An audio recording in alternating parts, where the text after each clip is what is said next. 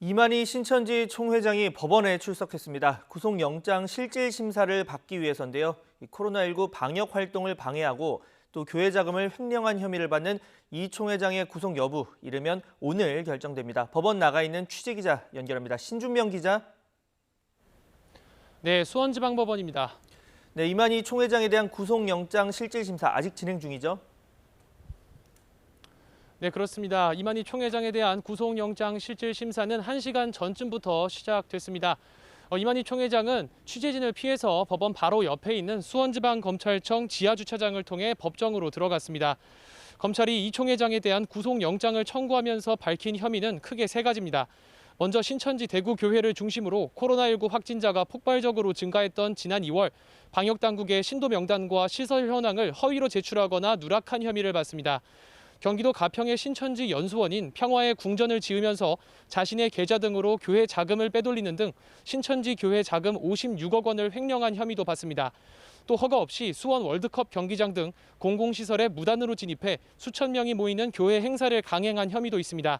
영장 심사가 끝나면 이 총회장은 수원 구치소로 가서 결과가 나올 때까지 대기하게 됩니다. 결과는 이르면 오늘 늦은 오후쯤 나올 것으로 보입니다. 네, 지금 횡령 금액이 50억 원을 넘길 정도로 매우 큰데 이게 어떤 식으로 횡령을 했는지 어제 YTN이 단독으로 취재를 해서 보도를 했습니다. 이 내용 다시 한번 정리해 볼까요? 네, 경찰 수사 단계에서 이 총회장이 아내 명의의 계좌로 교회 헌금을 빼돌려 개인적인 용도로 사용한 정황이 드러난 겁니다. 신천지 2인자로 불리면서 이 총회장과 내연 관계라고 하는 김남희 씨가 지난해 3월 경찰에 교회 헌금 횡령 혐의로 이 총회장과 교회 관계자들을 고발하면서 시작된 수사인데요. 경찰은 이 총회장의 아내 유천순 씨가 가족 행사비 등 생활비 명목으로 사용한 개인 명의 계좌 48개를 분석했습니다. 그 결과 지난 2015년 9월부터 8개월가량 교회 명의 계좌 129개에서 헌금이 입금된 것으로 조사됐습니다. 이렇게 파악된 횡령 금액만 32억 원입니다.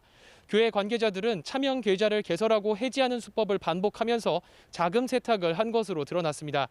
이 총회장 측은 경찰 조사에서 교인들이 용돈을 하라고 준 돈을 교회 명의 계좌에 입금해 두었던 것이라며 내 돈을 내가 쓴 거라 문제 없다고 주장한 것으로 알려졌습니다. 경찰은 지난달 중순 횡령 혐의를 적용해 이 총회장과 교회 관계자 3명을 기소 의견으로 검찰에 송치했습니다. 그런데 검찰이 이 총회장에 대한 구속영장을 청구하면서 명시한 횡령 금액은 56억 원입니다. 경찰이 수사한 금액과는 차이가 있는데 검찰은 수사 중인 사안이라 아내 명의 계좌로 빼돌린 금액 32억 원이 56억 원에 포함돼 있는지는 확인해 줄 수 없다는 입장입니다. 지금까지 수원지방법원에서 YTN 신준명입니다.